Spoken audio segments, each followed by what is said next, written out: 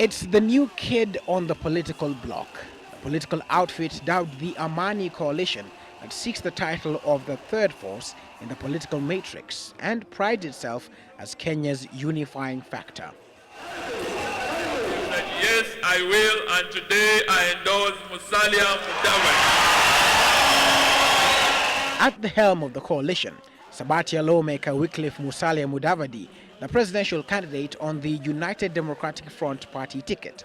So is this a viable and potent force? Political analyst Fred Nyabera weighs in on the matter.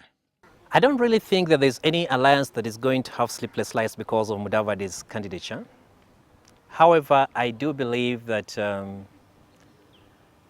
because Mudavadi will definitely glean from western region of the country, the Chord Alliance, who are the stronger alliance within the region, will definitely have to make sure that they consolidate as much of their gains as possible. The scramble for the Western Kenya voting bloc continues to intensify.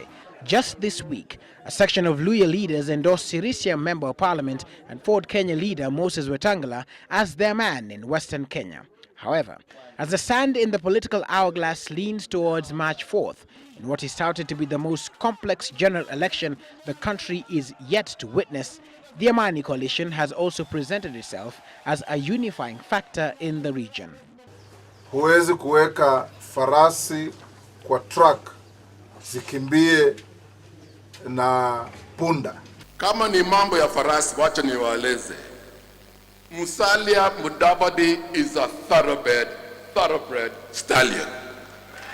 That yes, from this day, Western is united. That being said, a unified Western Kenya voting bloc seems to be a dream that remains in the pipeline, not just for the Mudavadi faction. Up to this point, Mudavadi has not crafted himself as the sole unifying leader of the Luhya community.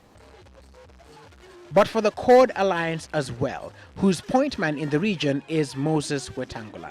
The Luhya community, or the western region of the country, has never really voted as a bloc in the past.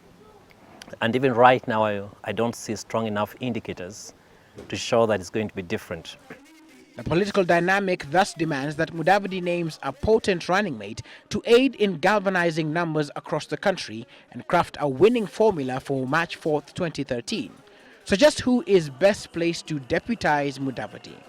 The best bet for Mudavadi would be Gideon for a number of reasons. This would be because he comes from the vote-rich Rift Valley province. And then there is the second reason.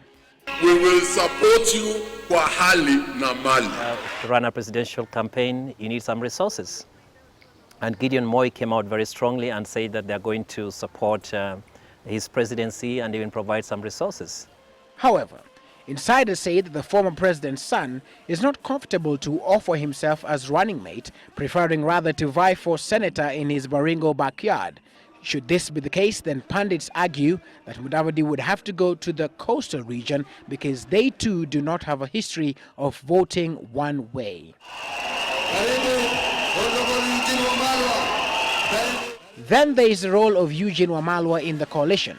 Wamalwa is poised to be offered the leader of majority or the role of Speaker of the National Assembly, a position he had refused to accept from the Jubilee Alliance. So what does the Sabatia legislator stand to gain? Imedhihirika hakuna yule anaenda kushinda in round 1. Eugene stands to gain is a dignified exit from the position he has held, and maybe possibly to be considered for a position if at all Peace Alliance has enough muscle to negotiate after the elections. I am a safe pair of hands for all Kenyans. So then the question remains, what next for Mudavadi?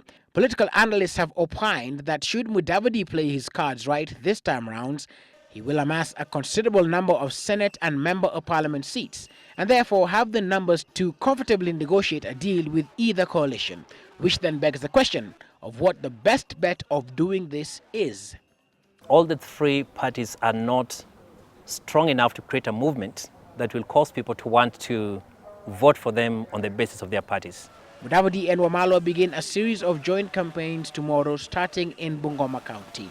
It will be interesting to see just how this new political marriage affects the political templates as the race for the house on the hill intensifies.